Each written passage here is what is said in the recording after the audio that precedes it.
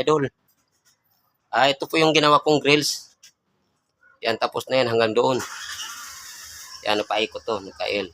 Yung ilalim na yan, may hollow block yan siya. Isang patong lang paikot. Yan, papunta doon. Yan, may mga hollow block yan. Para hindi masyadong maano dito sa ilalim. Para may gandang, may kunting design. Yan, tapos na yan lahat. Sunod naman gagawin ko, ito, puplaringan to. Ito, puplaringan to siya. Bukas, pagtapos ko to mahalo block, ito, floringan to. Ito naman yung susunod ko. Pag mayroong budget, kung maawit pang budget nila, bubungan din to. Tapos paikot, puro grills lang din. Yan ang gagawin ko yan. Kung mayroon pa siyang budget. Pero ito muna yung tatapusin ko. Yan, tapos na yung ano, bubong, grills. Ito na lang.